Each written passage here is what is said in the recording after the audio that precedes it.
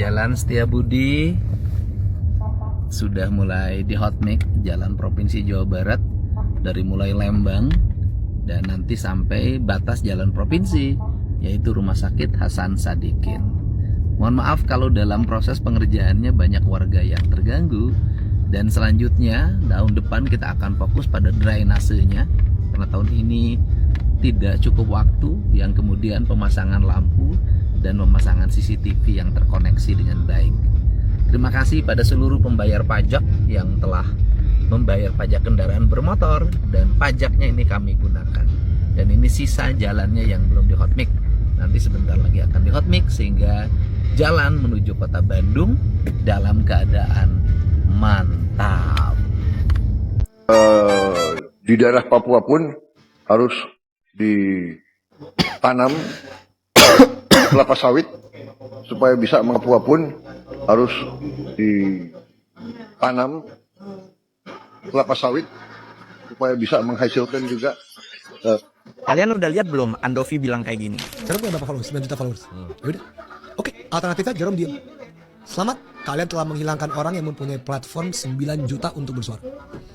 Gue baru nonton nih video Andovi Da Lopez yang bilang semua orang salah karena menjatuhkan Jerome Pauline. Bahkan katanya harusnya kita bangga punya Jerome Pauline. Katanya kalau Jerome Pauline jatuh nggak ada lagi yang bisa bersuara. Tapi pertanyaannya, emang semua yang bersuara itu harus Jerome?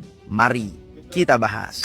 Pertama nih Andovi, gue salut sebenarnya sama lu. Lu itu salah satu orang yang masih berani kritis di negeri ini. Lu ada di barisan orang-orang kayak Mbak Nana yang tetap mau bersuara dengan kepala dingin, hati jernih, tapi otaknya ada. Tapi kedua nih, statement lu kali ini menurut gue agak keliru. Bahkan cenderung sesat pikir. Kenapa? Karena kita nggak bisa membela seseorang hanya karena dia pernah dianggap simbol perlawanan. Sementara yang dia lakukan sekarang justru menyebarkan disinformasi, fitnah, dan akan menyinggung kebencian. Contohnya, isu soal 150 juta buzzer dari uang rakyat. Ini bukan kritik bro, ini tuduhan tanpa bukti. Dan ketika diminta bukti, dia diam 1000 bahasa dan sampai sini dia nggak pernah bicara. Wajar dong orang marah. Padahal itu tuduhan berat, menyangkut keuangan negara dan integritas pemerintah. Kalau berani nuduh, ya lu harus berani buktikan dong. Lu pernah nggak minta Jerome untuk buktikan? Nggak pernah kan? Jadi apa yang mau dibanggain bos? Kritik itu penting, tapi fitnah itu justru menghancurkan bangsa, dan itu bentuk pengecut dari orang-orang paling pecundang di dunia. Ketiga, kalau lu bilang Jerome itu satu-satunya yang berani bersuara, wah itu jelas nggak benar bro. Banyak kok orang-orang yang bersuara dengan data, logika, dan akal sehat, bukan nyari sensasi. Followers banyak nggak berarti otaknya juga banyak isi kan? Yang kita butuh hari ini bukan suara yang keras, bukan followers yang banyak, tapi suara yang berisi yang memang jelas data, fakta, dan realitanya. Keempat, ini yang paling penting. Jangan merasa diri paling benar seolah-olah lu itu nabi, dan semua yang gak sejalan dianggap sesat. Kebenaran itu gak lahir dari jumlah likes, tapi dari bukti dan akal sehat. Jangan jadikan popularitas, followers banyak sebagai dalih buat kebal dari kritik. Kelima, kalau mau ngomongin kritik dan gerakan intelektual, ayo, tapi tolong pahami dulu dasar logika, struktur argumen, dan etika diskusi publik. Jangan cuma teriak-teriak kritik itu suci, padahal nggak tahu cara berpikir yang benar. Minimal nih ya, lu ikut LK1 HMI, Himpunan Mahasiswa Islam dulu. Biar apa? Biar tahu cara berpikir yang sistematis. Kritik itu perlu, tapi harus cerdas. Jerome itu bukan korban, dia sendiri yang memantik apinya, maka dia bertanggung jawab atas itu. Dia kan cuma panik karena kritiknya dibalas dengan fakta. Ya kan? Lu jangan bela yang gitu-gitulah. Aduh, mentang-mentang kemarin bareng-bareng ngasih 17+8 yang, aduh, kalau gue mau kritik mah ya udahlah ya. Gimana menurut kalian? Jangan lupa follow. Bisa disampaikan untuk masyarakat di Bekasi gimana Pak Budai? Silakan sampaikan dulu dikit. Nah, coba ada telat. Minta maaf nggak Pak? Pak Haji. Ini pemerintah kalau gue lihat benar-benar udah nggak ada otak ya. Tega bener lo ngasih duit 10.000 buat para korban bencana alam. Hah? Lo pikir duit 10.000 itu cukup buat makan sehari ya? Yang mereka butuhkan saat ini adalah kepastian. Kepastian bagaimana hidup mereka bisa kembali normal seperti dulu ya. Kalau lu belum bisa ngasih solusi ya, minimal lu jangan kasih statement kayak tai ya. Mending lo diem. Monyet. Kenapa menurut lu negara Islam jauh lebih tertinggal dibanding negara Eropa yang notabene nggak punya agama? Nah, yang gue penasaran tuh negara muslim mana yang tertinggal, Bang? I don't know, you tell me. Kita satukan frekuensi dulu. Apa yang disebut sebagai negara muslim? Negara yang menganut syariat Islam kah? Negara Islam maksud orang. Negara Islam. Berarti Indonesia negara Islam. Negara yang tingkat religiusnya tinggi banget. Mungkin maksudnya Onet memang negara, ya tadi negara yang kayak menjalankan Arab Saudi, segala kemudian Pakistan, Lebanon. berarti Iran. Kalau Arab Saudi Lebanon kan enggak, gitu. malah bukan negara Islam. Iya, Indonesia juga bukan negara Islam. bukan. Emang Indonesia bukan negara Islam? Bukan dong. Sorry. Negara muslim iya. Oh iya, itu kan sarkas Dan aja. bahkan bukan lagi negara dengan jumlah populasi muslim terbanyak. Iya. Sekarang udah dipegang sama Pakistan. Iya. Jadi kalau yang diomongin Indonesia kenapa tertinggal bukan soal agamanya. Tapi Ya banyak. aku suka nih Ferry kalau gitu suka tadi. Apa tuh Fer? Sebut dong. Sekarang ketika kita mengalami situasi yang buruk kan faktornya ada dua. Satu, sistemnya bermasalah atau orangnya bermasalah. Jadi laporan anak buah itu Anda anggap tidak sesuai realita. Nah ini Mbak, ada satu menteri yang mengatakan listrik itu 90% sudah bagus. Ini malah listrik lagi ngomong, listrik mati coba. Coba. Nah, ini kan real, supaya masyarakat bisa melihat. Presiden benar mungkin, tapi pembantu presiden menterinya yang tidak menyampaikan fakta dan realita di lapangan. Termasuk nasib pengungsi itu yang terkotak-kotak di gunung-gunung yang belum terdistribusikan makanan, internet jaringannya putus, listriknya padam. Bagaimana kita mau ekspos semua kondisi masyarakat? Mempunyai berbagai hambatan di lapangan, Pak Ilona. Iya. Mas Ansi, Ini kondisi. kritik pedas dari DPD. Mati lampu di tengah kita show, tidak ada yang bisa kita sembunyikan. Situasi kebatinan apa dari warga Aceh yang tampak dari pengibaran bendera putih? Ya, tentu saya selama ini berada bersama masyarakat. Masyarakat terdampak, di antara pengungsi, kita hadir di sana, kita jalan melihat kondisi. Dan tentu kegelisahan yang dirasakan oleh masyarakat saat ini, belum semua distribusi makanan itu sampai kepada masyarakat. Bahkan hari ini kita lihat, ada wilayah-wilayah yang masih terisolir. Seperti Aceh Tengah, kemudian Gayo Luwes, Bener Meriah, Kota Cane, itu kan belum bisa dilewati secara jalan darat. Maka mereka kan terkotak-kotak di pengungsian, menyelamatkan diri. Sampai kita lihat itu jalan kaki dia mencari makan. Bahkan kemarin saya mendapatkan kabar dia hanya mendapatkan beras cuma 5 on. Dan ini adalah merupakan suatu kejadian yang masif, kejadian yang kita lihat sangat ironi dan menyedihkan, bahwa masyarakat hanya membutuhkan makan, tempat tinggal. Tapi hari ini kan lulu lantak semua kondisi yang ada di Aceh. Ini adalah refleksi daripada masyarakat Aceh yang saat ini ditimpa musibah dan belum hadir bantuan secara langsung yang dirasakan oleh masyarakat. Itu Mbak Ilona. Artinya pengibaran bendera putih adalah bentuk kekecewaan, protes, atau menyerah dengan keadaan. Ini adalah mereka tidak berdaya, artinya menyerah. Tolong siapa yang bisa bantu. Di samping kita memohon kepada Yang Maha Kuasa, kepada Allah. Tolong siapa yang bisa membantu kami di Aceh. Real hari ini kehidupan mereka. Mereka tidak terjangkau oleh bantuan. Dan tidak terbantu oleh bantuan. Artinya menurut Anda kalau tidak terjangkau bantuan, sudah saatnya pemerintah membuka gerbang untuk bantuan asing, Pak Sudirman? Tentu begini Mbak Ilona, pengalaman kita masa tsunami dulu, ini adalah masalah kemanusiaan. Masalah kemanusiaan ini harus dikedepankan. Bantuan siapapun yang memberikan, tentu kita wajib menerima, karena ini persoalan kemanusiaan, persoalan masyarakat. Masyarakat kita membutuhkan makan, membutuhkan kehidupan, membutuhkan tempat tinggal yang luluh lantak akibat banjir bandang ini. Ini mohon pemerintah membuka mata hati dalam hal ini demi masyarakat Aceh. Baik. Kami sangat bersedih di sini. Ya, kita sama-sama sedih semuanya, Pak. Saya ke Pak Trubus kalau begitu. Bagaimana Anda melihat kebijakan pemerintah yang masih menutup bantuan terhadap bantuan asing, sementara disampaikan dari DPD Aceh bahwa mereka masih membutuhkan, banyak masyarakat belum menerima bantuan. Mereka kelaparan loh, Pak. Iya, kalau dari sisi kebijakan publik, tentu ini kebijakan ada di kewenangan presiden. Ya. Dalam hal ini presiden mengatakan merasa mampu. Karena mampu berarti tidak perlu ada bantuan asing. Itu kan pertimbangannya.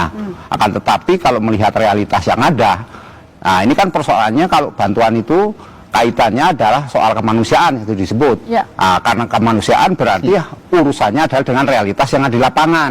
Nah, realitas di lapangannya adalah masyarakat sangat membutuhkan.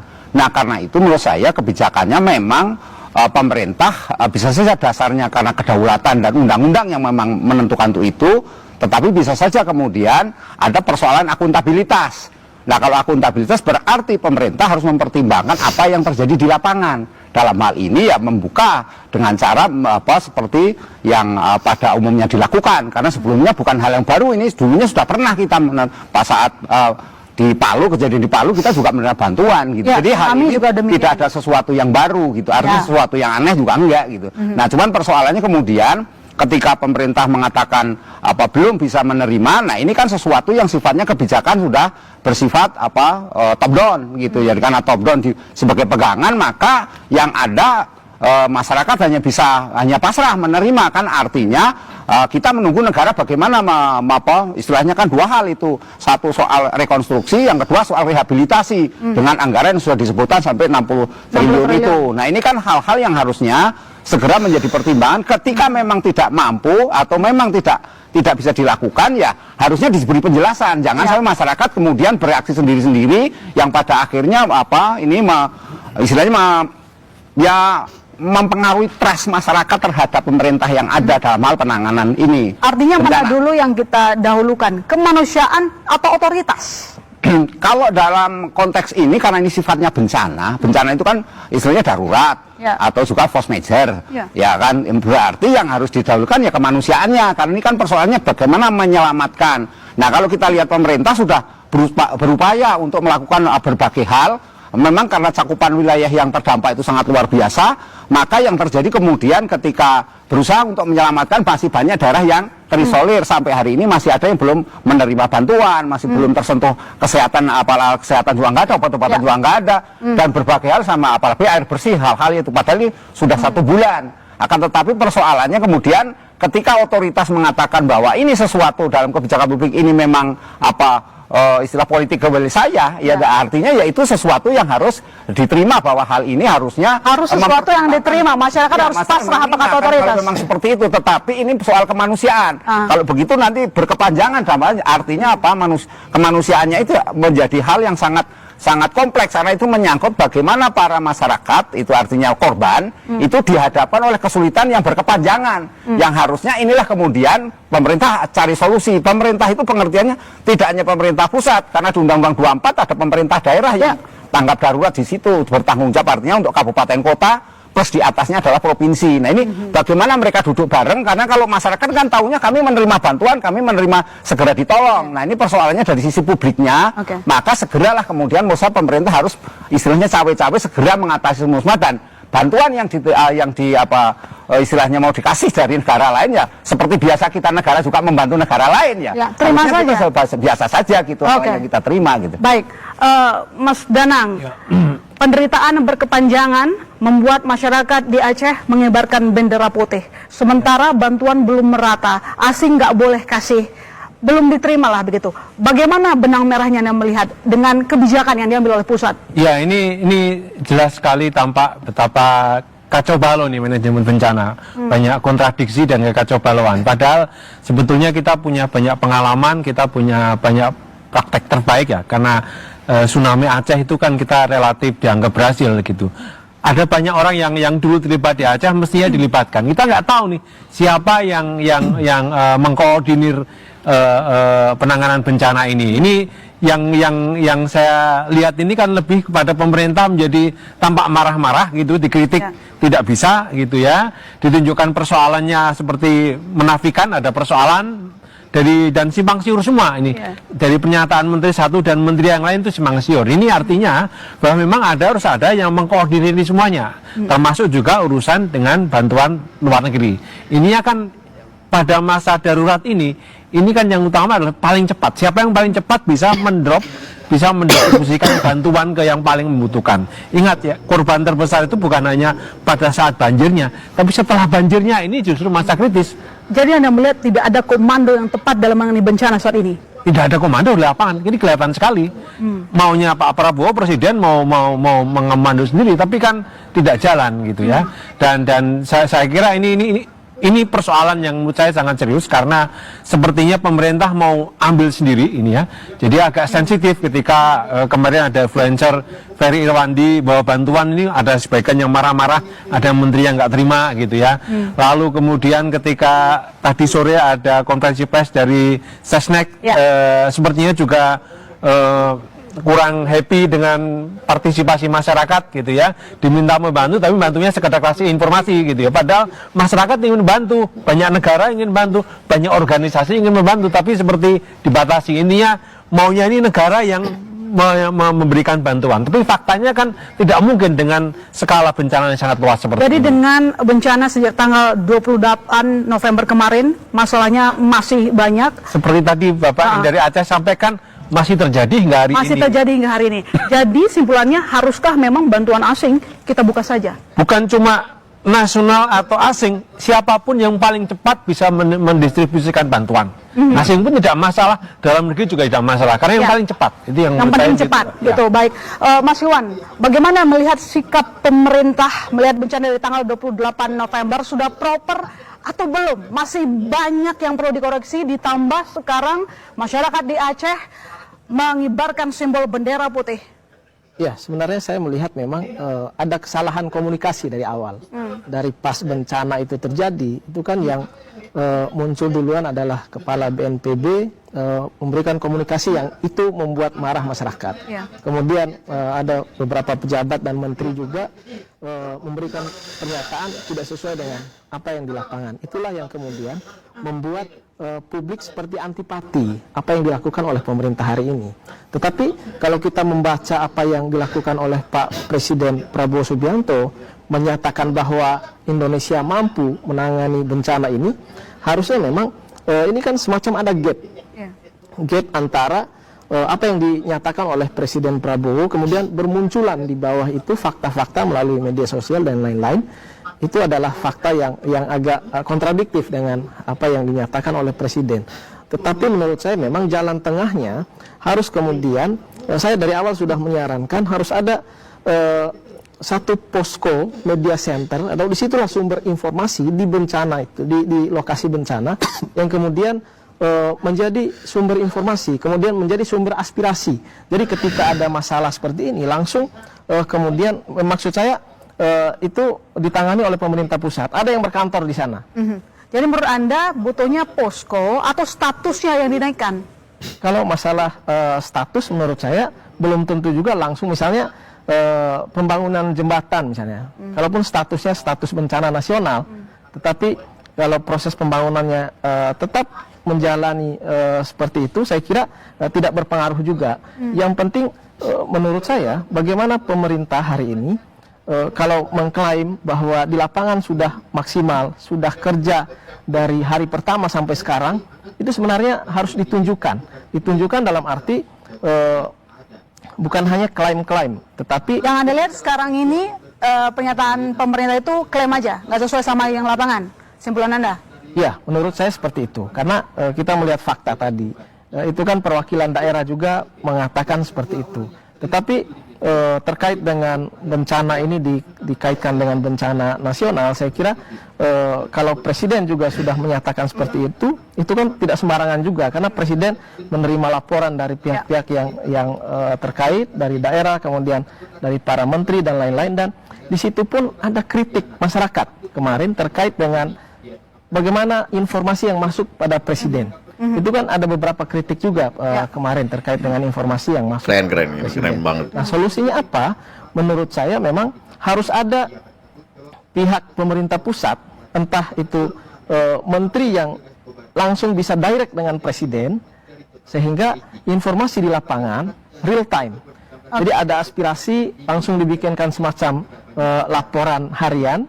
Kemudian ada juga bisa nanti kan bisa disimpulkan bagaimana situasi di lapangan.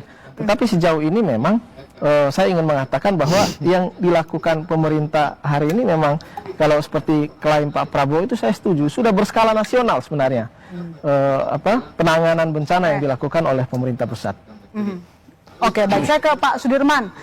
Pak Prabowo mengatakan bahwa semua kondisi terkendali, tapi yang Anda lihat seperti apa? Karena kan Presiden bilang terkendali, kita masih mampu tanpa bantuan asing, begitu. Ya, ini Mbak Ilona, ini sekarang saja ini saya udah mati lampu ini. Walaupun kata Pak Menteri ini lampu sudah beres semua ya. Ya, coba ini kondisi real ini. Nah, situasi terkendali bagaimana? Menurut dari amatan saya sendiri, saya ini pernah hidup masa tsunami itu. Bencana banjir kali ini itu 30%, 3 kali lipat itu lebih besar daripada tsunami. Dan menghancurkan infrastruktur, ada 290 jembatan, 1180 ruas jalan. Itu mustahil bisa diperbaiki dan serta-merta. Ya. Kemudian hitungan kabupaten itu ada 18 kabupaten yang terdampak. Tsunami hanya 11 kabupaten dan yang paling besar itu hanya 3 kabupaten. Kalau kita komparasikan dengan masa tsunami ditetapkan menjadi bencana nasional dan itu lahir satu badan yang mengelola itu BRR. Dan sekarang ini tidak ada badan yang mengelola itu dan masyarakat hari ini terkotak-kotak. Maka masyarakat hari ini sudah putus asa. Dia hanya mau hidup. Itu saja Bella. Masyarakat Aceh ingin hidup, bukan hanya retorika yang bicara oleh pemerintah atau pembantu pemerintah. Dan kemudian yang kedua, para pembantu pemerintah, para menteri, ketika datang ke Aceh bersama presiden, datangnya lalu memberikan informasi yang akurat seperti apa. Kalau memang mau ingin informasi yang akurat, setidaknya seminggu sebelum presiden datang, ia datang dulu ke Aceh, melihat kondisi Aceh, melakukan survei, melakukan pendalaman terhadap kondisi yang ada di Aceh. Itu real, baru real. Begitu Mbak. Jadi Anda melihat kan presiden yakin kondisi aman karena mendapatkan laporan dari anak buah. Jadi laporan anak buah itu Anda anggap tidak sesuai realita. Nah ini Mbak, ada satu menteri yang mengatakan listrik itu 90% sudah bagus. Ini malah listrik lagi ngomong, listrik mati coba. Coba. Nah ini kan real, supaya masyarakat bisa melihat. Presiden benar mungkin, tapi pembantu presiden menterinya yang tidak menyampaikan fakta dan realita di lapangan. Termasuk nasib pengungsi itu yang terkotak-kotak di gunung-gunung yang belum terdistribusikan makanan. Internet jaringannya putus, listriknya padam. Bagaimana kita mau ekspos semua kondisi masyarakat? Mempunyai berbagai hambatan di lapangan, Pak Ilona. Iya. Mas Ansi, ini kondisi. Kritik pedas dari DPD. Mati lampu, di tengah kita show, tidak ada yang bisa kita sembunyikan. Untuk capek. Terima kasih, Pak. Oke. Karena Anda bertanya, boleh nggak aku bertanya satu? Satu aja, kan banyak pertanyaan. Boleh? Boleh? Pernah nggak harga cabai 3.000? 10.000? Enggak, aku mau tanya dia supaya sportif. Pernah nggak 10.000, 3.000? Pernah nggak dengar cabai anjlok? Pernah ya? Sekarang pertanyaanku, kalau dia anjlok bangkrut atau tidak petani kita? Nah, sekarang makanya kita menjadi stabilisator. Di Aceh tadi aku jawab, itu ada daerah harganya 20.000, ada 30.000, ada 40.000. Ini dikirim ke daerah yang tinggi, yang mahal. Dan tim kami bekerja di sana. Kolaborasi dengan Pak Dandim, terima kasih Pak Dandim di sana, Pangdam dan Rem. Itu kolaborasi. Oke, dikirim ke daerah-daerah yang harga mahal. Kemudian juga di Medan, harganya juga naik, benar. Dikirim ke Medan. Jakarta, harga sekarang Jakarta ada nggak penjual cabai? Berapa? Kalau untuk saat ini penjual cabai Jakarta sangat normal sekali, Pak. Normal? Betul, normal. Bapak yang bicara jawab. Ini daripada ini aku tidak kenal nih. Ya. Untung ada pedagang cabai. Siap, betul, Pak. Pedagang cabai Sari bukan berjati, Pak. Kenal saya? Kenal, Pak. Aku tidak pernah ketemu, baru ketemu ya. Jawab itu pertanyaannya. Itu sekali-sekali. Harga cabai Jawa. Baik, terima kasih. Izin Bapak semua, izin Pak Menteri. Perlu kami menjelaskan bahwasannya harga cabai untuk saat ini Pasar Induk Keramat Jati cukup stabil. Karena kami sendiri selaku pedagang Pasar Induk Keramat Jati tentunya sekarang yang musim itu mulai dari daerah Jawa Barat. Bahkan di daerah Jawa Tengah agak berkurang, tapi daerah Jawa Timur sekarang lagi pada panen. Tentunya Rakyat Merah Keriting. Ya, Community 2 ini sangat aman sekali Pak Menteri buat untuk persiapan. Kalau untuk harga semalam bahkan tadi siang saya jual cabai keriting itu yang bagus di angka 35. Kalau untuk rawit 40.000 itu yang bagus sudah. Ya bahkan untuk kedepannya siap benar Pak. Itu wartawan itu ditulis tuh. Nggak masalah. Boleh cek ke pasar Pak. Kami sebagai pelaku Ada tanggung jawaban. Ya. Ada Pelaku semua. Oh, pelaku pedagang semua. Ini pedagang itu Pak. Maksudnya mau beli cabai ini kan? Insya Allah. Iya, harus. Oke, jadi itu jawabannya tadi ya. Janganlah. Dari mana? Kompas. Janganlah. Harga melambung tinggi janganlah. Sudahlah. Yang baik-baik dikit. Bu, kalau dibilang nggak fair, saya nggak kasih ke Bang Rismon, saya nggak kasih ke Bang Refli, tapi saya kasih ke mereka. Jumlah ibu lebih banyak daripada mereka. Ibu closing statement itu sudah lebih setengah jam. Saya hitung ibu memberikan closing statement sudah setengah jam. Silakan. Pak Rasman tadi sudah bicara banyak sekali. Sebentar. Dari 30 menit loh. Ibu Ini tadi sangat lama. tidak fair ya. Bu dokter. Saya sedang melakukan Ibu tadi waktu bukan. saya. Bu dokter. Tadi kan saya Narasi konyol pemerintah nggak kerja. Ada narasi konyol yang lagi bertebaran di media sosial. Ada orang yang teriak-teriak, caci maki pemerintah, manas-manasin orang, manas-manasin warga, manas-manasin sosial media, bikin gaduh sana sini. Tapi apa yang dia lakukan sebenarnya? Apakah benar pemerintah nggak kerja? Mari kita bahas. Pertama, kalau kita beneran pengen bantu korban bencana, pengen ulurin tangan, tenaga, pikiran, jiwa, raga, ya fokus aja bantu, fokus memberi manfaat. Nggak usah giring opini, nggak usah adu domba, nggak usah bikin provokasi, nggak usah teriak-teriak, yeping dan lain sebagainya. Karena hal semacam ini bisa bikin konflik horizontal, dan konflik horizontal itu berbahaya banget bro. Terus kedua nih, lo teriak pemerintah nggak kerja, lo hina orang yang lagi berjuang, tapi lo sendiri kalau ke lokasi bencana pakai apa? Pakai pesawat polisi, pakai pesawat TNI, itu bukan pemerintah, itu pemerintah, konyol. Terus lo pakai pesawat pemerintah, pakai armada pemerintah, lo open donasi terus kemudian buka komunikasi dengan pemerintah. Dan lo pakai jalur yang dibuka oleh Basarnas dan BNPB dari awal bencana. Terus lu bilang, lu panas-panasin followers lu dengan bilang pemerintah nggak kerja. Itu namanya anomali, kayak ular yang gigit ekornya sendiri. Omongan lu nggak sesuai sama kelakuan sendiri. Mikir dong, mikir. Masa followersnya nggak bisa mikir sih?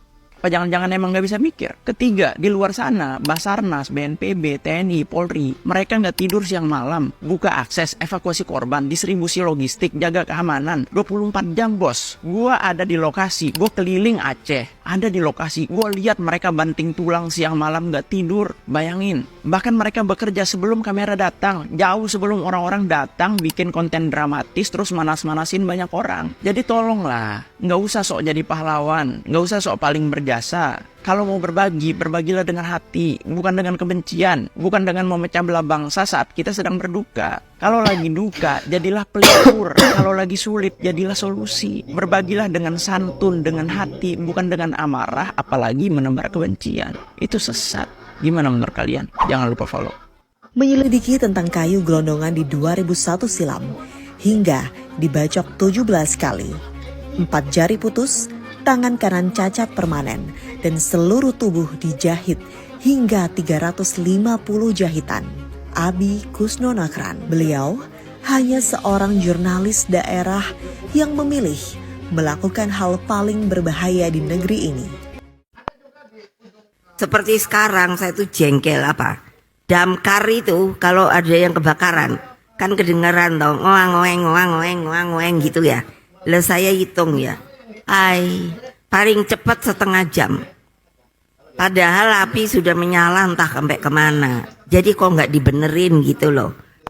Lagu favorit saya itu bunyinya, Ya Allah lindungi Bilqis, Ya Allah sehatkan Bilqis, Ya Allah jaga Bilqis, Ya Allah sayangi Bilqis. Itu. Kita coblos nomor 2, Jokowi JK. Dan kita nanti bisa berkata, bahwa di saat Indonesia menentukan pilihan, saya pilih orang baik. Saya tidak mau menjadi orang yang dibawa untuk berhadapan dengan Pak Prabowo dan menghentikan Pak Prabowo. Saya tidak mau. Dan saya katakan itu kepada siapapun yang datang kepada saya untuk berbicara tentang calon presiden.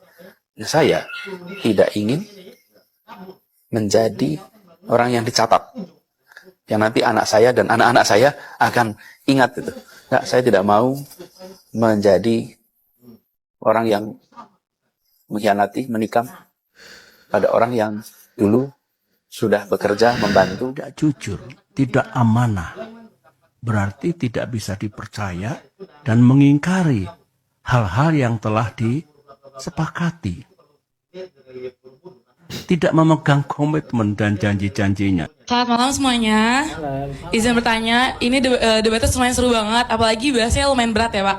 Tadi satu hal yang menarik sih, terkait kasus ijazah Bapak Jokowi. Ini sebelumnya kalau misalnya kita lihat kasus yang aneh gitu, kenapa ijazah dipermasalahkan, tapi jatuh lagi. Tadi Bapak udah bilang, keputusan Bapak tadi dia bilang skakmat lah, karena udah ada bukti ijazah ini. Tapi kenapa Pak, kita tarik lagi, kenapa sih even udah diketok palu pun kami sebagai masyarakat tuh gak percaya juga, karena apa?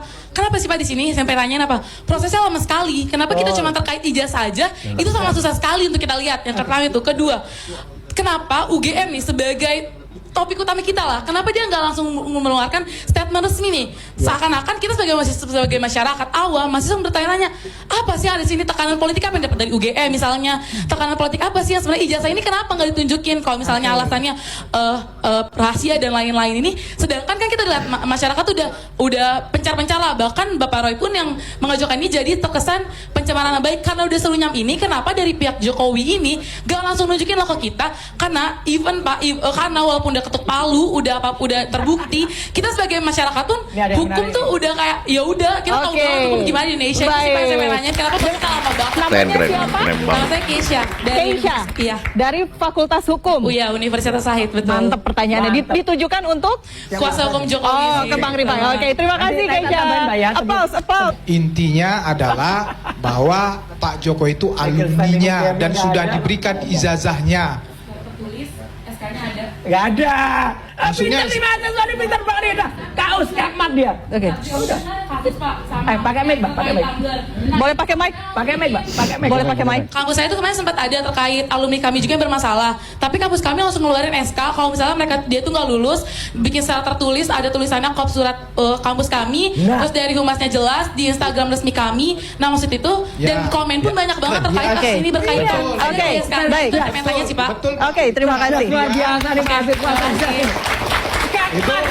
Netizen menyoroti sikap petugas yang jutek dan kasar pada saat ada seorang wanita yang baru pertama kali buat KTP. Yang memperlihatkan bagaimana petugas tersebut seolah-olah sensi banget nih. Padahal sudah merupakan tugasnya melayani masyarakat. Dan hal seperti ini tidak bisa dinormalisasi teman-teman. Jadi pada intinya ini merupakan video yang dikirimkan oleh salah seorang wanita. Dan pada saat itu datang untuk membuat KTP pertama kali. Jadi ditemani oleh teman-temannya. Nah di situ petugas yang datang di tempat ini seolah-olah kasar, jutek. Perlakuannya tidak selaras dengan kata melayani. Dan kabarnya banyak banget loh petugas di kelurahan yang nggak senyum kalau melayani masyarakat. Padahal banyak masyarakat yang mengatakan bahwa pekerjaan yang mereka lakukan itu termasuk santai kok. Tapi kenapa ketika melayani masyarakat kayak seolah-olah memiliki beban yang besar banget? Ini yang membuat banyak orang yang benar-benar nggak mood banget kalau ngurus surat-surat di kelurahan. Dan tahu nggak sih, ASN itu punya kewajiban untuk melayani masyarakat dengan prima. Landasan hukumnya ada di Undang-Undang Nomor 25 Tahun 2009 dan mereka itu diharuskan santun dan ramah loh. Ini poin yang wajib, artinya senyum dan sikap baik itu bagian dari tata krama pelayanan. Dan bagi netizen, tentu saja hal-hal seperti ini tuh nggak boleh dinormalisasi, apalagi pekerja profesional. Tinggalkan semua masalah yang ada di rumah itu untuk tetap di rumah aja. Jangan dibawa ke pekerjaan di kantor maupun dimanapun. Mungkin live terakhir saya di Aceh dan dari tadi kami dititipkan pesan sebagai jurnalis agar bisa memberitakan yang sebenarnya soal Aceh, dan ini berat buat kami Herano. Seberat usaha relawan menembus wilayah-wilayah yang terdampak. Itu hoak Bang. Alhamdulillah dari beberapa hari yang banjir kami udah datang bantuan. Itulah ikan, pakaian, iya, bahwa berita yang tersebar yang nggak betul itu sebenarnya nggak ada. Desa Arah 9 sangat mencukupi mendapat bantuan. Bupati Bekasi lagi-lagi ketangkep. Udah 2 kali Bekasi kehilangan bupatinya Bang. Ini bupati hilang-hilangan mulu, makanya dikunci stang biar kagak hilang. Ya Allah, kerja belum udah ketangkap aja. Dan ini katanya bupatinya ini udah kaya dari dulu bang. Ini mah rakus banget. Ini Firaun ketemu dia cium tangan kayaknya bang. Ya Allah. Bekasi mall ada. Jalanan ada. Lapangan pedal ada. Yang nggak ada bupati doang nih. Bupatinya ya Allah, pantesan jalanan rusak di Bekasi semuanya. Jangankan jalanan yang rusak, pemerintahannya aja rusak. Dan juga banyak yang komen nih, kalau udah bupatinya kadesnya dong ditangkap. Nah, kades ini bukan kepala desa. Apa tuh? Ini kayak kepala disko nih. Karena melanggar mulu, apa-apa dilanggar nih. Ini sesuai nama bupatinya. Ade. Nama panjangnya? Ade aja lu. Makanya kenapa bisa korupsi? Karena Bekasi ini adalah tempat atau kota dengan banyaknya PT. Iya, makanya mudah sekali korupsi terjadi bang. Ada pertama PT Borma. PT Borma apa tuh? Borongan Macul. Kedua ada PT Cikung. Apa tuh? Cuci kangkung. Dan juga ada PT yang paling murah. Apa tuh? PT sama teman. Betul kan. Makanya nextnya Bekasi nggak usah ada bupati lagi. Bupati kita ganti. Kita ganti bupati jadi Merpati. Biar setia.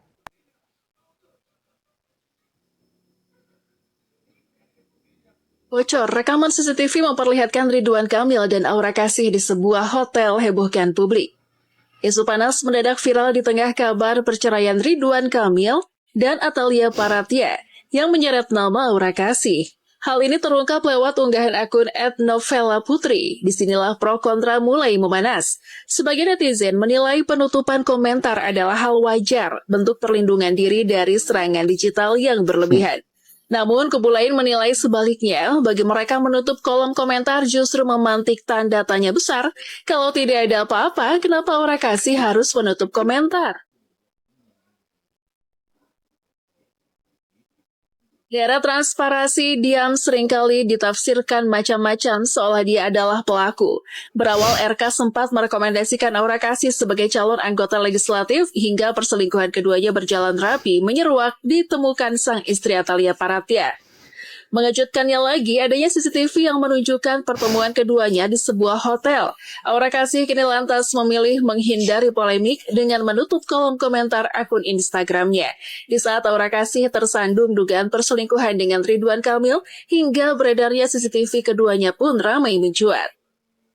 Bahkan tak sekedar perselingkuhan, dugaan perzinahan Aura Kasih dan Ridwan Kamil kini makin menyeruak panas antar keluarga. Menanggapi rumor tersebut, Ridwan Kamil dan Aura Kasih faktanya telah lama punya hubungan gelap di belakang Atalia. Bahkan RK kerap mentransfer uang kepada Aura Kasih seiring belakangan sang artis diketahui sepi job.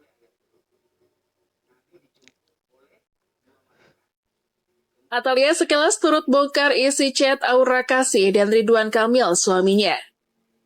Atalia mengklaim mereka seringkali bertemu bahkan ditemukan menginap di hotel. Lebih lanjut, menurut sang istri, Ridwan Kamil sebelumnya memang kerap mengaku akan menginap di kantor. Assalamualaikum Pak Presiden yang terhormat, Bapak Prabowo. Ini Pak, saya adalah penerima MBK untuk anak-anak saya. Kalau saran saya Pak, udahin aja Pak.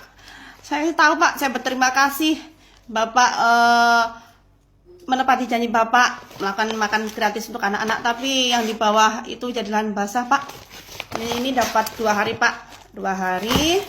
Ini isinya kayak gini Pak. Ini roti, ini berapa ya? 1.500. Nah berarti ini kalau beli banyak ini 1.750. Dah ini berapa? 4.250. Terus ini apel yang asem banget, ini buat jus ini Pak. Ini 1.000 aja Pak ya. Ini ambil 1.000, 1.500. Tadi berapa? 4.750. Tadi 1.750 sama 1.500, 4.250 sama ini 5.000 Pak. 5.000 ini Pak dapat ini tahu kers ya kalau nggak salah. Ini isinya 3 biji Pak. Ini 1.000 Pak. Jadi 6.000 Pak. Jadi satu paket ini 6.000 Pak. Bayangin deh Pak. Kalau dari atas 15 turun ke bawah cuma 6.000. Terus ini yang 2. Ini tenggo. Dah lebih banyak 5.000. Ini keripik tempe 3 biji Pak 1.000. 6.000. Terus ini klevo 2,5, 8,5. Sama ini Pak, ini salah, ini 500 lah Pak. Udah Pak. Aku gini loh Pak. Kita berterima kasih tapi ini kayak korupsi yang sangat kelihatan Pak. Ini kebangetan lah Pak, minimal 15.000 itu ambil 11.000 apa 10.000 lah untuk dibelanjakan. Kalau ini parah sekali. Memang nggak semua SPBG-nya kayak gitu sih. Tapi ini pas dapatnya kayak gini Pak, mending dialokasikan untuk yang lain Pak, untuk kesehatan gratis atau apa aja gitu Pak. Selamat malam teman-teman, gue mau mengabarkan dalam waktu 24 jam terakhir gue kena teror, keluarga gue itu didoxing dan SIM cardnya itu dibajak. Pelaku peretasan ini mengirim video-video porno ke dalam grup belajarnya adik gue. Dan yang dikirim itu adalah AI adik gue sedang melakukan hal-hal yang tidak senonoh. Demikian juga dengan HP-nya mak gue SIM cardnya di hijack, gak bisa di login lagi, WA-nya gak bisa, nomor teleponnya juga gak bisa. Bahkan gue barusan ditelepon dengan WA-nya mak gue, bukan dengan suara dia, dan itu suaranya laki-laki jelas yang suruh gue untuk menghapus beberapa konten gue 1 bulan terakhir ini. Nggak cuma berarti di situ doang, emak gue juga dibikin seolah-olah menjadi buronan dan melakukan tindakan-tindakan kriminal. Dan teror ini nggak cuma terjadi kepada gue, tetapi juga kepada konten creator lain, yaitu Firdian, dan juga ada konten-konten creator lain. Pesan gue sederhana kepada pelaku peneroran ini, jadi stop melakukan teror-teror seperti ini. Karena kasihan pemerintah lagi sibuk untuk membantu teman-teman kita di Sumatera Barat. Polisi, TNI, Polri, semuanya menjadi satu untuk membantu teman-teman kita di Sumatera Barat. Nanti kasihan rakyat berpikir bahwa yang melakukan ini adalah memiliki kekuasaan di sana. Enggak cuma pemerintah doang lagi sibuk, masyarakat juga lagi sibuk membantu teman-teman kita. Relawan-relawan sedang di Sumatera Barat berjibaku untuk membantu satu sama lain atas nama kemanusiaan dan untuk Indonesia juga. Ayo bersama Posipit kita lawan hal-hal seperti ini. Kita bersatu dan kita dobrak pikiran Indonesia yang sempit. Dan di masa depan, di 2029 dan 2034, ada 3 wapres terkuat. 2000 berapa tadi? 2029 dan 2034. Iya, 3 wapres terkuat. Siapa Pak? Boleh disebut Pak? Pertama AHY. AHY jadi wapres. Tahun berapa Pak dia jadi wapres? Nah, pokoknya 2029 2034. Wow. Oke. Kedua, Mas Gibran. Oh, lagi. Nah, itu wapres terkuat. Karena gini, di masa depan figur Jokowi akan muncul kembali karena nanti dia akan disebut ikon infrastruktur dan pembangunan. Oh gitu. Karena figur Jokowi menguat kembali, Mas Gibran terangkat lagi namanya. Oh. Yang ketiga Pak, nama ketiga? Ketiga, Mbak Puan Maharani. Oh. Karena dia ketua umumnya Ibu Mega. Iya ya, dan dia kan punya posisi di DPR juga. Iya. Dan dia punya rekam jejak di politik sudah lama dan pengalaman. Jadi di 2029 dan 2034 ini analisa saya, bukan nubuatan. Oh, oke. Karena saya ada satu kisah yang tidak bisa saya lupakan dengan Mas AHY. Gimana? Waktu itu saya dipanggil di Kuningan untuk pencalonan Mas AHY calon gubernur. Oke, calon gubernur DKI. Waktu itu untuk berhadapan dengan Anies dan Ahok. Saya dipanggil di Kuningan. Waktu itu sama almarhum Ibu Ani Yudhoyono, sama Edi Wibowo, ada Mas AHY dan istrinya. Untuk bicara Wahyu Keprabon. Jadi di Indonesia ini ada 4 trah yang tetap akan berkuasa selama 25 tahun. Oke. Pertama, keluarga Soekarno. Oke. Keluarga Soeharto. Oke. Ketiga, trah keluarga Sarwo Edi. Oke. Keempat, trah dari Joko Widodo. Oke. 4 trah ini pula yang akan berkuasa selama 25 tahun. Oke, ke depan. Oke. Berarti sampai 2050. Pokoknya 25 tahun ke depan. Oke. Jadi 4 trah ini yang tetap bertahan. Oke, dan secara garis besar mereka tetap masih ada hubungan dengan kerajaan Majapahit. Oke, ini bukan kekristenan. Iya. Oke, waktu itu Ibu Ani memanggil saya untuk bicara Wahyu Keprabon, artinya wahyu kerajaan yang ditakdirkan. Waktu itu dia tanya sama saya tentang pencalonan Mas AHY jadi calon gubernur. Kedua tentang Wahyu Keprabon. Nah waktu itu saya ngomong sama almarhum Ibu Ani. Ibu Ani tanya, Edi Wibowo ini ada Wahyu Keprabon tidak? Saya jawab tidak. Dan tidak akan bisa jadi presiden. Saya bicara itu di depannya komandan saya Edi Wibowo bahwa dia tidak jadi presiden karena tidak ada Wahyu Keprabon. Karena Wahyu Keprabon itu ada di tempatnya Ibu Ani Yudhoyono. Karena itu Wahyu Keprabon itu dari Sarwo Edi Wibowo, ayah dari Ibu Ani Yudhoyono. Wahyu Keprabon itu di mana Pak Daud? Bisa enggak diturunkan ke Mas Ahaye? Nah, saya bicara Wahyu Keprabon dari Ibu Ani nanti bisa diturunkan ke tempat Mas Ahaye. Saya ditanya, ada caranya enggak? Ada. Nah, itu rahasia sendiri. Oh, itu nggak bisa dibongkar sini? Enggak boleh. Oh, keren. Karena itu adalah secret ritual ya, secret suatu rahasia yang enggak boleh saya bongkar. Oke, Pak, tadi udah kasih tahu tentang 3 calon kandidat terkuat untuk Wapres. Presidennya dong, Pak. Enggak lihat. Oh, presidennya enggak lihat. Enggak lihat. Hanya Wapresnya aja. Oh. Nah, kalau yang paling terdekat nih, Indonesia nih sebentar lagi akan Piala Dunia nih. Indonesia masuk Piala Dunia enggak lihat. Oh, itu juga enggak lihat. jadi tidak semuanya ya. Tidak semua. Tapi yang jelas, masa saya terkenal tinggal 2 tahun. Halo teman-teman semua, dalam 24 jam terakhir gue mendapatkan beberapa teror. Mulai dari HP adek gue dihack WhatsApp-nya, yang hack ngirim video-video porno ke grup-grup dia, dan dia sempat nggak bisa login.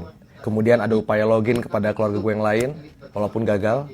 Ketiga, keluarga gue dan juga teman-teman gue ikut ke Aceh, pokoknya yang semua related kepada gue, mendapatkan pesan dari nomor yang sama dengan isi yang sama. Mungkin dengan maksud simbol, Firdian, nomor orang-orang yang lo kenal, gue bisa dapat kok. Mungkin katanya gitu. Nah, pesan gue sederhana. Buat yang membuat teror ini, sudahlah. Sudahi. Kasihan nanti negara. Masyarakat pasti nanti menunjuk jarinya seuzurnya kepada kekuasaan, kepada negara. Padahal katanya, negara lagi sibuk kan? Ngurusin bencana, nggak mungkin ngelakuin hal-hal receh kayak gini. Begitupun masyarakat yang hari ini lagi fokus untuk memberikan bantuan, mengawal kebijakan, dan kita lebih baik apresiasilah mereka-mereka yang di lapangan, relawan yang kelelahan, TNI Polri lagi bangun jembatan, mereka petugas PLN lagi bangun listrik, begitupun masyarakat Aceh yang udah kelelahan tapi masih tabah. Fokus apresiasi aja, teror kayak gini nggak usah lah, nggak menambah bantuan apapun untuk teman-teman kita di Sumatera. Lebih baik bantu warga Sumatera. Gue lagi buka donasi nih untuk Aceh Tengah Bener Meriah. Kalian boleh bantu donasi berapapun itu. Gue pengen bangun posko darurat pendidikan, pengen bantuin beliin pupuk dan bibit untuk mereka, begitupun Starlink dan genset untuk listrik. Stay safe semuanya, dan jangan sampai kita semua alergi kebenaran. Jangan sampai negara kita menjadi negara yang kalau orang ngucapin kebenaran adalah keberanian, padahal enggak. Kebenaran itu bukan keberanian. Kebenaran itu adalah keharusan yang perlu disampaikan semua orang, baik masyarakat, baik pemerintah, dan kita semua. Sehat-sehat semuanya. Assalamualaikum, Sampurasun, Lujeng Enjing wargi Jabar. Selamat berolahraga ya. Bagi yang masih punya waktu untuk berolahraga di hari Minggu ini, selamat kumpul sama keluarga. Dan selamat tetap bekerja bagi yang masih bekerja di hari Minggu ini.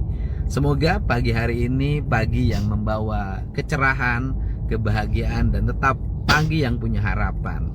Saya sampaikan bahwa hampir seluruh warga Jawa Barat yang terdampar di Aceh sekarang sudah kembali pulang ke rumahnya masing-masing. Dan hari ini ada penerbangan lagi 14 orang dari Bandara Rembele menuju Medan, dari Medan menuju Jakarta. Mereka berasal dari Aceh Tengah, daerah yang waktu itu sulit dijangkau, nggak bisa masuk karena jembatannya putus, yaitu dari Linge Takengon. Dan mereka itu terdiri dari 1 warga Kabupaten Karawang 4 orang, 2 warga Kabupaten Sumedang 5 orang, 3 warga Kabupaten Subang 2 orang, dan kemudian ada warga yang berasal dari luar Provinsi Jawa Barat, nggak usah disebutin dari provinsi mana, itu berasal, yaitu 3 orang. Dan semuanya kita berangkatkan karena ini alasan kemanusiaan, dan mereka bisa kembali pulang ke rumahnya masing-masing, dan di sakunya sudah punya uang untuk dibawa pulang ke keluarganya karena mereka bekerja di sana, karena musibah tidak punya lagi uang. Dan mereka bisa pulang ke rumahnya membawa uang saku untuk kepentingan keluarganya. Selain pesawatnya sudah kami siapkan tiketnya. Mereka berangkat hari ini jam 10 terbang, kemudian jam 1 menuju Jakarta. Saya ucapkan terima kasih, hatur nuhun. Ya kembali lagi, tapi Bang mungkin saya harus sampaikan juga yang mengenai laporan kami. Kembali lagi harus kami luruskan lagi nih, bahwa yang dari awal memang sudah kami menjadi pokok laporan itu 310, 311, 27A, 32, 35. Jadi dari press conference ketika kita keluar setelah membuat laporan pun sudah kami sampaikan. Jadi menurut kami kurang pas kalau sekarang ada narasi-narasi dibuang seakan-akan kita tidak menggunakan pasal itu sejak awal. Karena jadi Pak Jokowi ya, justru itu yang bukan pengacaranya kan, Pak Jokowi sendiri yang kan kami menetapkan pasal-pasal. Kami kuasa hukumnya, tentunya kan kami bertindak untuk bukan Pak Jokowi. Ya sebagai kuasa hukum kan kami bertindak untuk dana sama klien dong. Berarti Pak Jokowi ya? Ya diwakili oleh kuasa hukumnya, betul. Iya, berarti betul. Pak Jokowi intinya. Iya, kami yang melaporkan 6 pasal itu. 5 Bang. Oh 5. 5. Okay. 310, 311, 27A, 32, 35. Ini dari awal sudah jadi kami Pak sampaikan. Jokowi lah ingin memenjarakan bukan rakyatnya, bukan Pak Jokowi. Karena pasal 32, 35 itu ancamannya 12 tahun loh. Bukan masalah ancamannya Bang. Di sini Pak Jokowi itu sejak awal sudah mengatakan bahwa dia ini mengambil langkah hukum karena itulah satu-satunya jalan untuk orang berhenti mengatakan ijazah palsu karena ijazah asli. Bagaimana lagi? Sudah kami berikan 2 kali press conference sebagai kuasa hukum. Mohon dihentikan karena sudah ada bukti-bukti yang cukup. Sampai UGM juga sudah statement, masih juga. Lab4 sudah mengatakan identik juga, masih juga. Kalau Lisa UGM bagaimana? Lisa UGM yang mana tuh Bang? Oh nggak tahu ya. Yang mana tuh? Lisa UGM AI, Lean Intelligence Service Assistant, mengatakan bahwa Jokowi bukan alumnus UGM. Kalau yang rektor gimana Bang? Itu dilatih. Itu dilatih. Kalau yang statement UGM, rektor fondasinya apa? Dokumen-dokumennya? Bukan statement rektor Alfa Emilia itu berdiri sendiri, tidak berbasis tim ahli atau tim dewan guru besar. Sendiri. Kalau 700 bukti gimana Bang? 700 bukti apa? Semua apa buktinya? Catatan akademik Pak Jokowi. 700 bukti itu catatan akademik Pak Jokowi sendiri. Ya, nanti kita lihat di persidangan apa makanya saja. Saya tanyakan 700 bukti itu catatan akademik Pak Jokowi kami sendiri. Kami belum tahu karena kan ini pidana kan penyidik yang melihat. Tapi kan 700 bukti salah dari beberapanya itu ada catatan akademik. Itu bagaimana Bang Abang melihat? 700 bukti itu catatan akademik Pak Jokowi sendiri. Ya, nanti kita lihat di persidangan apa makanya saja. Makanya saya tanyakan 700 bukti itu catatan akademik Pak Jokowi sendiri. Kami belum tahu karena kan ini pidana kan penyidik yang melihat. Tapi kan 700 bukti salah dari beberapanya itu ada catatan akademik. Itu bagaimana Bang Abang melihatnya? Makanya 700 itu milik siapa dulu? Kan spesifikasi ya kan pasti kemarin kan dari press conference dari awal sudah dikatakan dari UGM satu saja nggak bisa dijawab loh. Banyak semua sudah dijawab oleh nilai UGM, itu kosong, tulisan tangan. Coba jawab satu aja. Itu saya pastikan. Pasti nanti di pengadilan. Bukan. Selalu jawabannya di pengadilan. Bukan. Berikutnya, lembar pengesahan penguji skripsi ada atau tidak? Watermark ada nggak kemarin Bang? Makanya satu dulu, makanya 700 kan. Tunggu, Abang kan terakhir mengatakan bahwa ijazah. Karena tadi diklaim 700 punyanya Pak Jokowi. Bukan, saya 700 bukti yang sudah disita, tentunya itu kan menggambarkan proses penyidikan yang sudah berlangsung. Yang nantinya akan dibawa ke persidangan nih. Makanya saya tanya beberapa item saja. Makanya beberapa item saja. Lembar pengesahan penguji skripsi ada nggak? Lembar pengesahan atau lembar pengujian? Beda nih. Lembar pengesahan penguji skripsi deskripsinya. Semua skripsi Pak Jokowi, isi-isinya dan semua syarat-syaratnya, tunggu belum. Lembar skripsi Pak Jokowi, isi-isinya dan syarat-syaratnya sudah terpenuhi. Lembar pengesahan penguji. Kita lihat aja nanti. Loh, bagaimana sih? Ketika seseorang mengklaim itu skripsi, harus ada tanda tangan penguji. Gini Bang, sekarang Abang katakan itu palsu, tapi Abang masih bertanya-tanya kepada kita. Bukan bertanya-tanya, saya confirm, saya datang ke perpustakaan UGM 15 April 2025, 14 Maret 2025, 2 kali saya foto. Saya tahu. Ijazah Abang belum pernah lihat? Bertanya-tanya. Akhirnya baru pertama kali. Makanya saya bilang ijazah itu produk akhir dari proses akademik. Proses akhir. Saya ke Desa Ketoyan, tidak ada satu saksi pun di sana menyatakan bahwa Pak Jokowi KKN di Desa Ketoyan. Bahkan kami punya saksi bahwa tidak ada atas nama Joko Widodo di sana tahun 1985 awal yang dikatakan oleh Dirtipidum 1983. Ini semua sudah tidak ada sertifikat KKN, tidak ada laporan KKN. Oh, itu jawaban Abang kan? Kita lihat nanti di persidangan. Loh. Saya katakan itu ada. Iya. Nanti kita lihat di persidangan, makanya itu semua laporan KKN itu semua ada jelas. Jadi kalau Abang bilang Abang ke sana melihat tidak ada saksi, ada ya ini ya. Ada. Oh, ada. Kita lihat. Jangan seperti karena Anda mengatakan dulu Pak Kasmujo memang dosen pembimbing skripsi Pak Jokowi. Saya nggak pernah katakan Pak Kasmujo ada dosen pembimbing skripsi loh. Jadi pembimbing apa?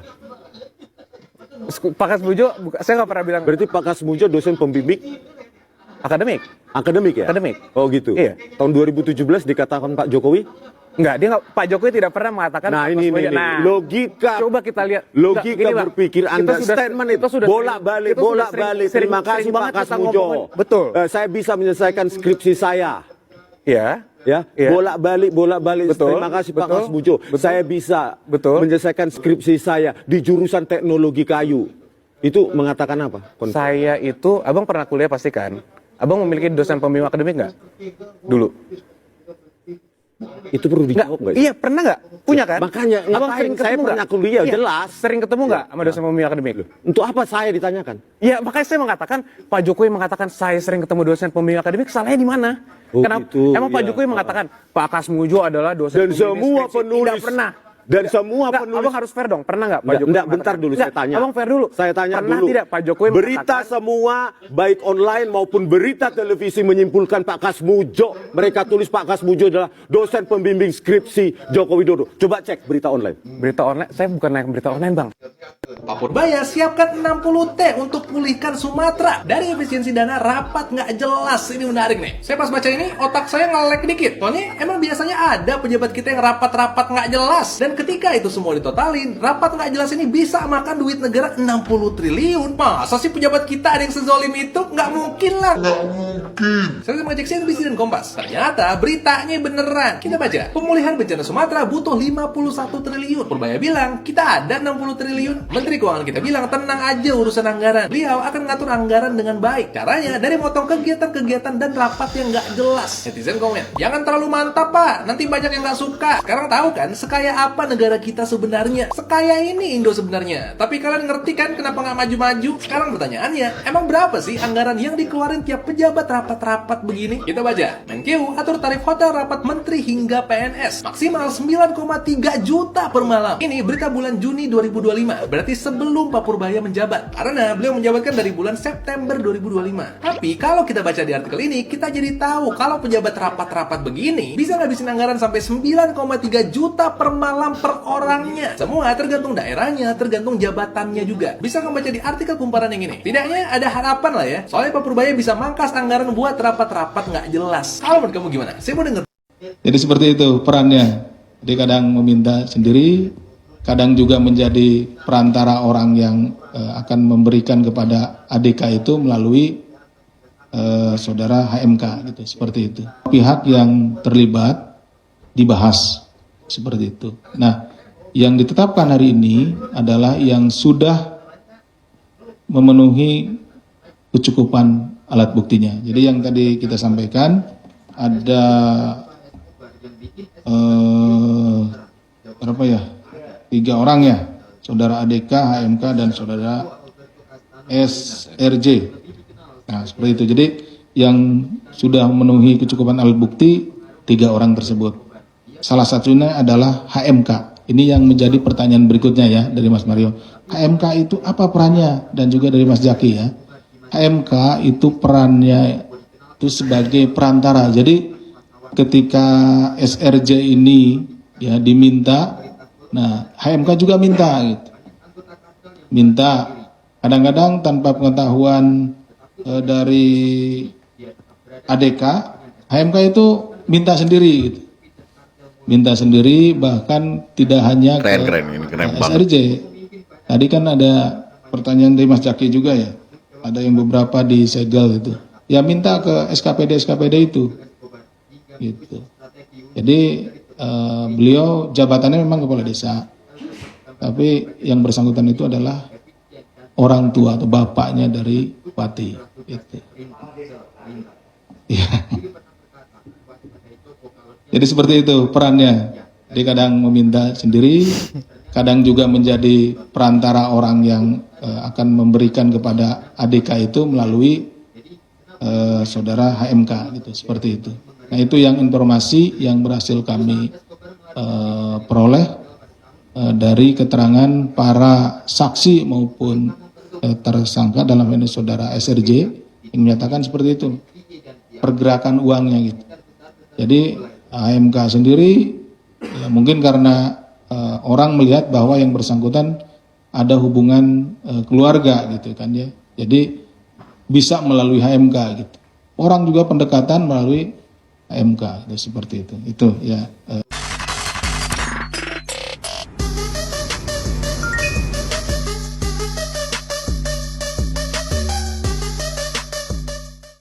Mas, sedikit Pak, terkait dengan pernyataan Pak Presiden Prabowo yang minta untuk tidak ada wisata bencana, bagaimana Pak? Sedikit Pak, kan Bapak kan seperti surat Pak yang membawa beras itu Pak. Ini bagaimana Pak mengenai wisata bencana Pak?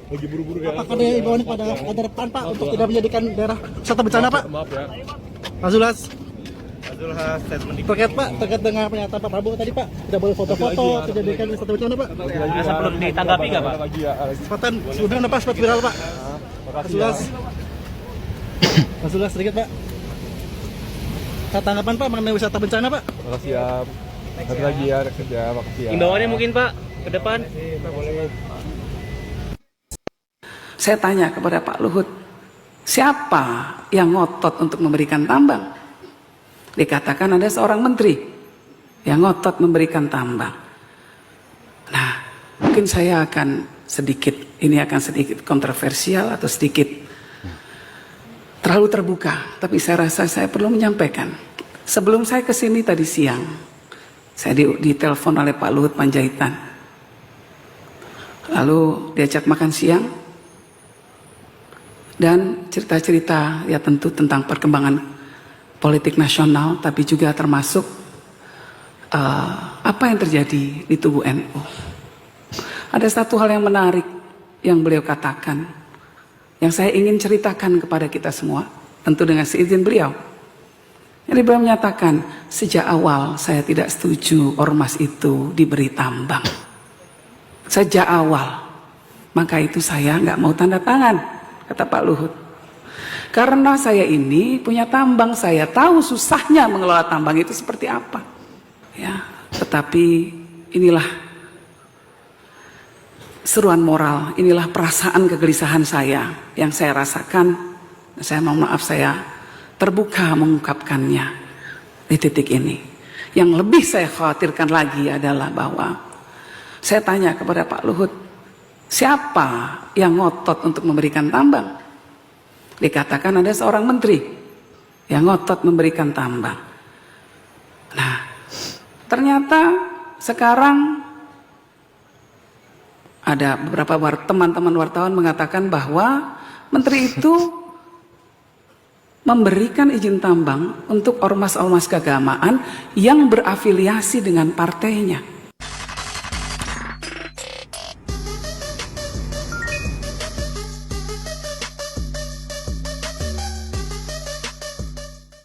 Kepala desa, jangan kau korupsi.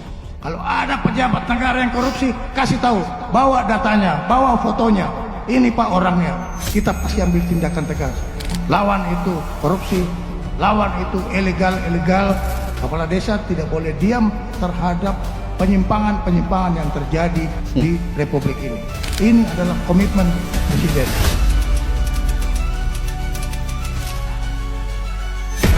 Di tengah retret kepala desa se-Sulawesi Selatan, Menteri Pertahanan RI Sapri Samsudin melontarkan peringatan yang terdengar sederhana tapi mengguncang. Kepala desa jangan korupsi. Kalimat pendek, tegas, tanpa embel-embel diplomasi, namun maknanya sangat dalam. Ini bukan sekedar nasihat moral, tapi pesan kuat dari negara. Lebih dari itu, Menhan mengajak para kepala desa untuk tidak diam ketika melihat praktek korupsi. Kalau ada pejabat negara yang korupsi, kasih tahu, bawa datanya, bawa fotonya. Ini adalah panggilan langsung untuk menegakkan integritas dan transparansi, sekaligus memperkuat jaringan anti korupsi dari tingkat desa hingga pusat. Mengapa peringatan ini begitu krusial? Karena ketika korupsi merasuki pemerintah desa, dampaknya tidak hanya pada pembangunan desa, tetapi juga mengancam pertahanan negara secara keseluruhan. Desa adalah fondasi bangsa. Bila uang rakyat disalahgunakan, sumber daya terbuang, kepercayaan masyarakat runtuh, dan ketahanan nasional melemah. Ultimatum ini jelas, negara menempatkan integritas kepala desa sebagai garis pertahanan pertama melawan korupsi. Kepala desa bukan sekedar administrator lokal, tetapi penjaga kepercayaan rakyat. Jika mereka korup, seluruh struktur negara ikut terdampak. Pesan Menhan adalah panggilan keras. Korupsi di desa, ancaman negara. Integritas bukan pilihan, tapi kewajiban. Dan keberanian untuk melaporkan penyimpangan bukan sekedar aksi moral. Itu adalah patriotisme nyata.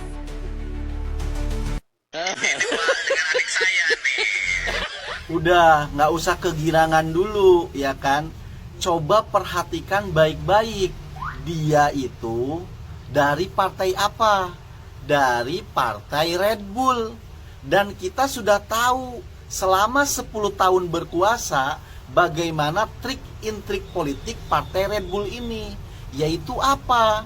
Kalau kadernya terjerat korupsi, itu nggak langsung ditindak, tidak langsung ditangkep, tetapi ditunggu dulu sampai si kader ini mau macem-macem sama partainya ataupun tidak lagi bermanfaat untuk partainya. Kita udah paham selama 10 tahun begitu memang cara mainnya. Nah, apa yang terjadi dengan Bupati Bekasi yang kemarin-kemarin sempat disanjung-sanjung oleh Kang Deddy Mulyadi, dianggap adek, dianggap si tukang bongkar, si raja bongkar dan lain sebagainya, justru itu indikasi bahwa memang nih kader dinilai oleh partainya sudah mulai membelot. Sudah kayak, wah udah mulai gak bermanfaat nih untuk partai nih, gak bisa lagi diperas nih, ya udah dibuka aja sekalian. Itu memang cara mainnya Red Bull dari 10 tahun lalu begitu loh. Ya Kang Deddy Mulyadi mah nggak ada mikir ke arah kemana-kemana. Dia mengapresiasi aja, nih adek gua, nih raja bongkar. Tetapi kan ada yang panas. Big bossnya tahu sendiri, ini Red Bull terkenal dengan apa coba? Dengan petugas partai. Yang mempopulerkan petugas partai siapa kalau bukan Red Bull? Nah, kok sudah deket-deket nih sama Deddy Mulyadi dan diketahui bersama orang pejabat kalau udah nurut sama Deddy Mulyadi, sama Kang Deddy Mulyadi, udah pasti seret, pendapatannya itu pasti seret, nggak bisa ngapa-ngapain, bener-bener kerja. Nah, kalau udah pejabat bener-bener kerja, mau dapat dari mana duit buat setoran ke partai? Itu 3.000 lele di tiap SPPG. Satu SPPG, Pak. 3.000 lele. 3.000 lele itu 2 kolam bioflok, Pak. Berarti satu anak makan 1 lele. 1 lele, Pak. Ya, 1 lele. 1 lele. 1 lele, betul. Pak, kalau masak lebih bagus dari waktu saya tentara dulu. Oh iya, Pak. Dan lelenya dipotong kecil-kecil itu. Enggak, Pak. Ini kepalanya saja dibuang, kemudian 1 lele utuh diberikan, Pak. Luar biasa. Iya. Dan kemudian Pak, kalau masak daging sapi, masak 1 ekor sapi 1 hari dipotong untuk 1 SPG. Jadi kalau di akhir tahun ini ada 19.000 SPG, maka ada 19.000 sapi dalam 1 hari harus dipotong karena program makan bergizi. Kalau 4 kali sebulan, ya tinggal dikalikan, Pak. Tapi saya sudah konsultasi dengan Dirjen Peternakan, katanya cadangan sapi nasional cukup. Anda mengatakan ilmu saya dari alam gaib itu dari mana dasarnya? Kecuali Anda melakukan penghinaan kepada saya. Besok pagi, rasakan akibatnya. Ya.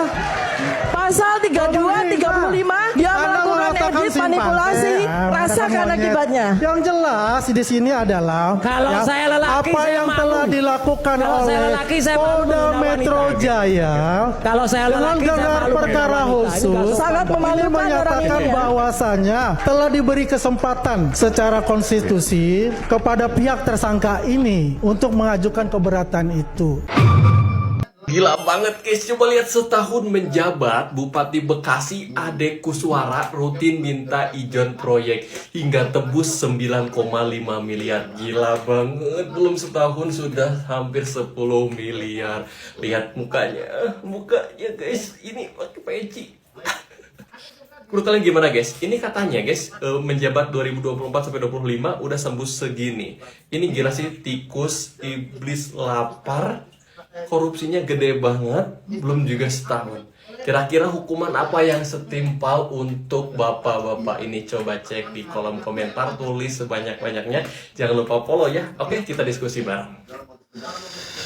Saya pribadi udah nggak percaya bahwa negara hari ini bisa mengatasi berbagai permasalahan lingkungan. Apa alasan Anda tidak percaya kepada negara? Saya rasa generasi muda seperti saya dan teman-teman di sini harusnya marah semua sama negara dan juga seluruh generasi tua. Karena suatu hari mereka semua yang sekarang menikmati uang-uang tambang, sawit, deforestasi, 2050 Indonesia tenggelam, kita yang tenggelam mereka udah nggak ada, udah mati.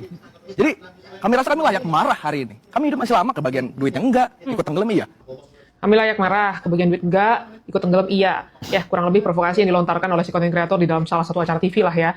Gue gak tahu apakah ini lucu, apakah ini konyol, apakah ini yang namakan munafik atau hipokrit ya. Ketika seseorang di depan kamera sibuk banget, sok peduli akan keberlangsungan alam Indonesia, peduli banget masalah krisis lingkungan, peduli banget masalah deforestasi yang disebabkan oleh sawit, ternyata digital recordnya ya, itu malah membuktikan dari makan dari sawit. Gimana dong? Terus kalau kita bicara masalah kepercayaan, apa layak? Orang iya nggak bisa pegang omongannya sendiri aja harus dipercaya. Begitu concernnya, begitu pedulinya masalah sawit, ternyata cari makan dari sawit. Ini bukan masalah pro kontra sama sawit, tapi ini masalah konsistensi sama omongan sendiri. Kalau omongan sendiri aja nggak bisa dipegang, gimana kita harus percaya sama orang yang kayak gini? Apalagi selama ini, ya omongannya tau lah kayak gimana. Jadi ya, kamu ketahuan.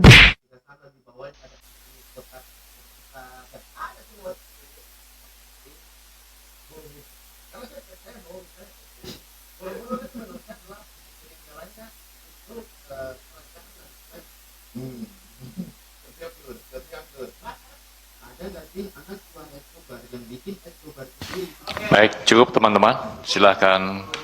Penangkapan terhadap terduga pelaku tertangkap tangan terkait suap ijon proyek di Kabupaten Bekasi.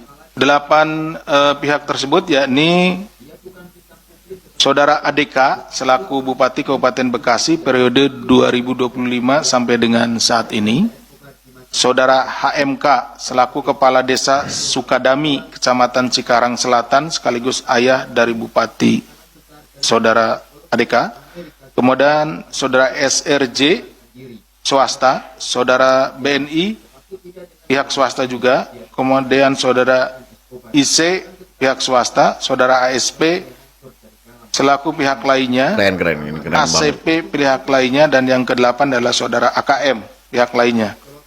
Adapun konstruksi perkaranya sebagai berikut. Setelah terpilih menjadi Bupati Bekasi Kabupaten periode 2024-2029, Saudara ADK mulai menjalin komunikasi dengan Saudara SRJ selaku pihak swasta yang juga merupakan penyedia paket proyek di lingkungan Pemkab Bekasi. Bahwa kemudian hasil dari komunikasi tersebut dalam rentang 1 tahun terakhir sejak Desember 2024 sampai dengan Desember 2025, ADK rutin meminta ijon paket proyek kepada SRJ melalui perantara Saudara HMK dan pihak lainnya. Total ijon yang diberikan oleh SRJ kepada ADK bersama-sama HMK mencapai 9,5 miliar. Pemberian uang dilakukan dalam 4 kali penyerahan melalui para perantara. Selain aliran dana tersebut, sepanjang tahun 2025, ADK juga diduga mendapat penerimaan lainnya yang berasal dari sejumlah pihak, sehingga totalnya 4,7 miliar. Ya.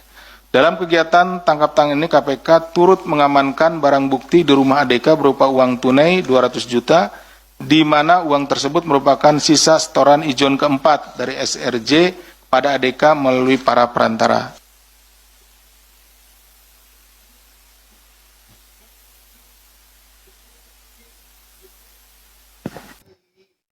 Gubernur Jawa Barat Deddy Mulyadi diam-diam mengamati mana bupati dan wali kota yang paling berani membongkar bangunan liar. Deddy Mulyadi mengatakan, bupati dan wali kota yang mengikuti instruksi sehingga daerahnya semakin tertata. Berikut daftar nama bupati dan wali kota yang dinobatkan kepala daerah yang paling berani. Pertama, Bupati Bekasi Ade Kuswara dinobatkan sebagai Bupati si Raja Bongkar. Bersama gubernur, ia berani membongkar bangunan liar yang selama ini terkenal kampung preman dan tidak pernah tersentuh oleh pemimpin sebelumnya. Kedua, Wali Kota Bekasi Ari Adhianto dinobatkan sebagai Ratu Bongkar bersama Gubernur KDM Wali Kota Bekasi babat habis bangunan liar yang berada di bantaran sungai. Ketiga, Bupati Purwakarta Om Zain bersama Gubernur Jawa Barat Deddy Mulyadi, Bupati Purwakarta berani membongkar bangunan liar dan menata ulang Purwakarta yang sebelumnya dinilai semeraut. Keempat, Bupati Subang Kangre bersama Gubernur Jawa Barat Deddy Mulyadi, Bupati Subang berani menertibkan bangunan liar.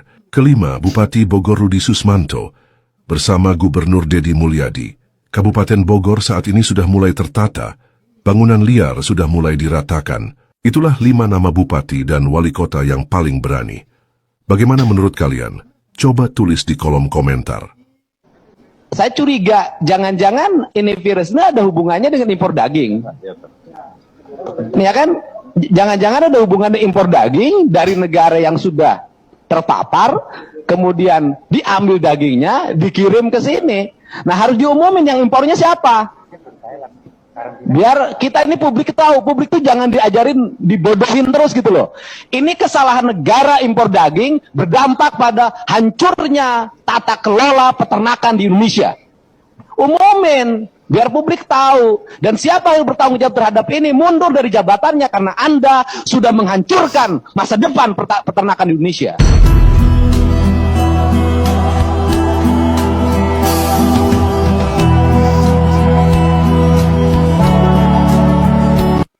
Perlu saya sampaikan bahwa pembongkaran bangunan liar di Kabupaten Bekasi itu dilakukan oleh 2 kelembagaan.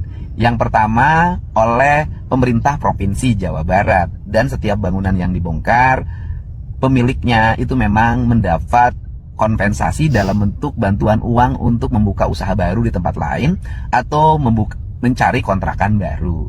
Dana itu bukan diperoleh dari dana APBD provinsi, tetapi bantuan CSR dari mitra kerja Pemda Provinsi Jawa Barat. Sedangkan yang dibongkar oleh Pak Bupati atau Raja Bongkar itu memang sama sekali tidak mendapat bantuan karena tidak teralokasikan dan mungkin tidak punya mitra kerja. Tidak pengen presiden seperti KDM. Pengennya seluruh kepala daerah seperti KDM. Nah kalau iya. Karena percuma Mas. Mau presidennya KDM. Betul sih Mas. Tapi kepala daerahnya nggak ada satupun yang kayak dia. Lihat, sekarang katakanlah KDM bahkan tuh lebih populer dibanding presiden loh Mas sekarang itu. Iya betul. Bahkan diperebutkan antar daerah. Boleh nggak tukar dengan kepala daerah saya loh? Barter. Keren loh. Nah maksud saya bayangin kalau semua gubernur seperti beliau. Ngonten semua.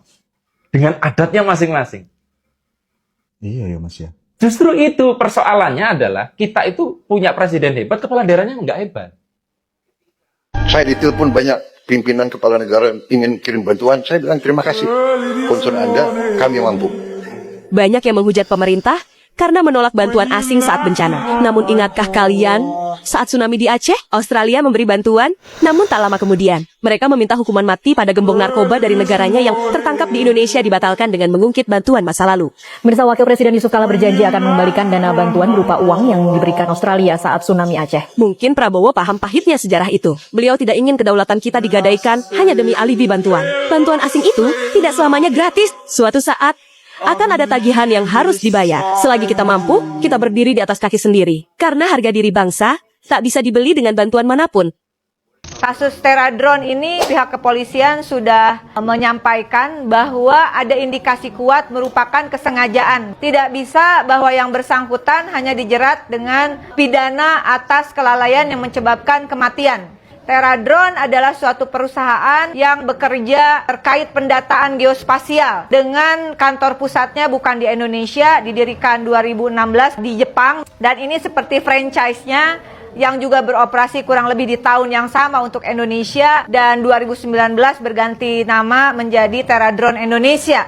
Kami sedang berjuang untuk adanya satu data Indonesia. Mulai sekarang, data geospasial itu harus kita tempatkan sebagai data pertahanan, keamanan, dan kedaulatan negara. Saya mendesak, saya memohon dukungan dari seluruh rakyat Indonesia. Berikan dukungan kita kepada Presiden Prabowo agar urusan Teradron ini betul-betul diselidiki secara profesional. Kami tidak terima kalau persoalan hanya dipersempit tentang kematian 22 korban. Tetapi ada persoalan yang lebih luas lagi, di mana data geospasial yang sudah dimiliki oleh Teradron. Karena itu data pertahanan, data keamanan, data kedaulatan negara. Dengan terbakarnya gedung Teradron, ini catatan untuk pemilik ya, bukan berarti kami percaya bahwa data itu hilang. Anda pasti punya backup. Oleh karena itu saya mendesak pemerintah agar mengambil seluruh data yang telah dipetakan secara geospasial oleh Teradron. Karena data itu bukan hanya data soal hutan di Sumatera. Di situ ada ekosistem hayati, karena kami tahu drone itu dengan teknologi yang ada, algoritmanya benar-benar disusun dengan teknologi, dengan pengetahuan yang baik. Itu bisa secara presisi memetakan seluruh sumber daya dan potensi Indonesia, bukan hanya pohon, tapi mineral, pertambangan, bahkan ada data yang namanya manusia di situ. Oleh karena itu, sekali lagi mohon dukungannya Indonesia. Kita berikan support kepada kepolisian. Yuk kepolisian, ini kasus serius. Mungkin akan melibatkan Interpol, ya, karena saya yakin data itu menjadi sangat penting. Sekali lagi, Pak Presiden Prabowo, mohon atensi terhadap kasus ini. Mohon diselidiki apakah ada indikasi Teradron memperjualbelikan data geospasial Indonesia. Terima kasih. Tentang penegakan hukum, sekali lagi kami tadi sudah rapat Presiden di Satgas PKH, akan berproses. Sudah diidentifikasi di 3 tempat, terutama tentang asal kayu yang hanyut, yang menjadi concern publik. Sudah ada catatan berapa perusahaan di 3 provinsi tersebut. Namun nanti tentu secara hukum nanti akan berproses, baik melalui kepolisian, melalui ya, tentu dengan koordinasi dengan Satgas PKH seperti yang tadi disepakati. Jadi insya Allah concern publik tentang asal kayu, dan juga tindakan perusakan hutan dan lingkungan akan kita umumkan kepada publik sesegera mungkin, Pak Presiden. Demikian, Assalamualaikum warahmatullahi wabarakatuh.